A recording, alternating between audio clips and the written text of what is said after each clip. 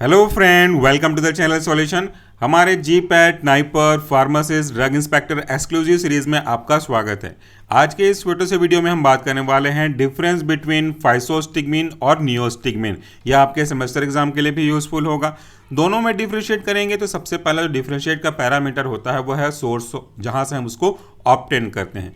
तो जो आपका फाइसोस्टिग्मिन है इसका सोर्स है नेचुरल तरीके से इसको ऑब्टेन किया जाता है। उसका सोर्स क्या है? यह है फाइसोस्टिग्मा वेनेनोसम, यह आप याद रखिएगा। जबकि अगर हम बात करते हैं नियोस्टिग्मिन का तो एक सिंथेटिक सोर्स है और यही आपके एमसीक्यू में पूछा जा सकता है कि which of the following is obtained by synthetic system. तो यहाँ पे आपका आंसर होगा नियोस्टिग्मिन। दूसरा है इसके स्ट्रक्चर के हिसाब से, केमिस्ट्री के हिसाब से, तो यहाँ पे आपका फाइसोस्टिग्मिन टर्सरी अमाइन को रिप्रेजेंट करता है, जबकि आपका नियोस्टिग्मिन क्वाटर्नरी अमाइन को रिप्रेजेंट करता हुआ नजर आता है। फिर हम बात करते हैं इसकी एडीएमई में एब्जॉर्प्शन का, क्योंकि एब्जॉर्प्शन तो बहुत महत्वपूर्ण है। एब्जॉर्प्शन मतलब होता है कि कैसे और कितना ये आपके ब्लड में पहुंचता है। तो इसका यानी कि फाइसोस्टिग्मिन का ओरल एब्जॉर्प्शन अच्छा है, जबकि आप नियोस्टिग्मिन के रेस्पेक्ट में बात करेंगे, ओरल रूट के रेस्पेक्ट में बात करेंगे तो ये पुअरली ओरल तरीके से एब्जॉर्ब होता है। उसके बाद है टिश्यू पेनिट्रेशन। इसका फाइसोस्टिग्मिन का जो टिश्यू पेनिट्रेशन है वो गुड है। यहाँ पे फिर आप नियोस्टिग्मिन का देखोगे तो वो पुअर टिश्यू पेनिट्रेशन को रिप्रेजेंट करता है। यहाँ पे महत्वपूर्ण बात एक और आ जाती है, इसको आपको हैज मार्क लगा के रखना चाहिए, वह है क्रॉस ब्लड ब्रेन बैरियर। ये जो आपका फाइसोस्टिग्मिन है इसके अंदर एक प्रॉपर्टी है कि वो क्रॉस कर जाता है आपके ब्लड और ब्रेन के बैरियर को। ब्लड ब्रेन बैरियर एक ऐसा बैरियर है जो बहुत सिलेक्टिव है और उसके अंदर बहुत सिलेक्टिव चीज़ें ही अंदर आपके ब्रेन में जा सकती हैं। कुछ ऐसा समझ सकते हैं कि ये अगर आपका ब्रेन है और यहाँ पे आपका ब्लड है तो इस ब्लड में जो भी कॉन्स्टिट्यूएंट है वो इस ब्रेन के अंदर तभी जा पाएंगी जब वो एक बैरियर, जिसे हम लोग ब्लड ब्रेन बैरियर कहते हैं, जिसे शॉर्ट में बी के नाम से रिप्रेजेंट किया जाता है, तो जब ये इसको क्रॉस कर पाएगी तभी वो ड्रग जा करके आपके ब्रेन में एक्टिंग करेगी या उसका एक्शन दिखाएगा। तो यहाँ पे जो आपका फाइसोस्टिग्मिन है वो आपके ब्लड ब्रेन बैरियर को क्रॉस कर जाता है, इसीलिए इसका सीनस इफेक्ट आपको देखने को मिलता है। ये भी बहुत इंपॉर्टेंट है, इसीलिए मैंने इसको लाल कलर में लिखा हुआ है।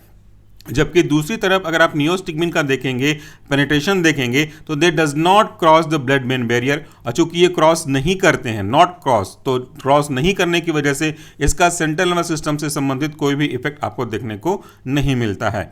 इसके बाद अगला जो हमारा डिफरेंस है फाइसोस्टिग्मिन और नियोस्टिग्मिन में, वह इंडिकेशन कि इसका असल मेन यूज कहाँ पे होता है। आपका फाइसोस्टिग्मिन ग्लाउकोमा के केस में यूज होता है, जहाँ पे एक्वस ह्यूमर के प्रॉब्लम में आ जाने लग जाते हैं, तो यहाँ पे ग्लाउकोमा के ट्रीटमेंट के लिए आपका फाइसोस्टिग्मिन यूज होगा। जबकि आपका जो नियोस्टिग्मिन है वो माइस्थेनिया ग्रेविस के केस में होगा। यहाँ भी आपको पता है माइस्थेनिया ग्रेविस एक ऐसा कंडीशन है जहाँ पे एसिटाइलकोलिनेस्टेरेस ओवर एक्टिव हो जाता है और वहाँ पे एसिटाइलकोलिन के रिसेप्टर बाइंडिंग को अफेक्ट करता है। तो ये दोनों का डिफरेंस हुआ उनके यूज के हिसाब से।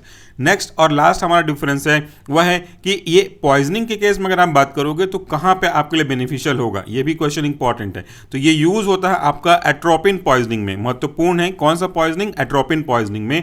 जबकि आपका नियोस्टिग्मिन यूज होता है आपका क्यूरेर पॉइजनिंग में। ये क्यूरेर के बारे में आप जानते हैं, दिस इज इंपॉर्टेंट। क्यूरेर के बारे में एक जानकारी अच्छी है कि ये पहले एक ऐसे कंट्री में कुछ एनिमल्स को शिकार करने के लिए, हंटिंग करने के लिए यूज किया जाता था। इसके एक्सट्रैक्ट को जो तीर है इसमें डुबो कर रखते थे, फिर उसको यूज़ करते थे। तो जब कभी भी ये एनिमल को टच करता हुआ, कट करता हुआ निकलता तो उसके अंदर जो क्यूरेट प्रेजेंट था वो ब्लड में चला जाता था, जिसकी वजह से एनिमल पैरालाइज हो जाते थे और उसको भागने में कोई भी एनर्जी नहीं लग पाती थी और वो वहीं पर पकड़ लिए जाते थे। तो ये एक क्यूरेर का हिस्ट्री है जिसको बाद में फिर अलग अलग तरीके से फार्माकोलॉजिकली यूज़ किया जाने लगा। तो आज के वीडियो के लिए इतना ही। आज के वीडियो के लिए जो टेबल हमने यूज़ किया है इसे हमेशा की तरह यूज़ किया है text book of pharmacology by प्रसन्न आर भंडारी, और ये आपके थीम मेडिकल पब्लिशर के द्वारा पब्लिश किया गया है। इस पे हमने पेज नंबर 116 से इस टेबल को अडॉप्ट किया है। टेबल को लेने के लिए हमने स्पेशल परमिशन लिया हुआ है ताकि आप इस चीज़ों के बारे में जान सकें। इस वीडियो से संबंधित जो भी डिटेल है आपको वीडियो के डिस्क्रिप्शन बॉक्स में मिल जाएगा। At the last, thank you so much for watching this video. पुराना जीपैट रिलेटेड वीडियो जरूर देखिएगा और आने वाले समय में भी बने रहिए, क्योंकि हम इसके पूरे टेबल, इस बुक के पूरे टेबल जो आपके लिए इंपॉर्टेंट हैं, उन सब के वीडियोज आपके लिए लेकर के आने वाले हैं। Thank you, take care.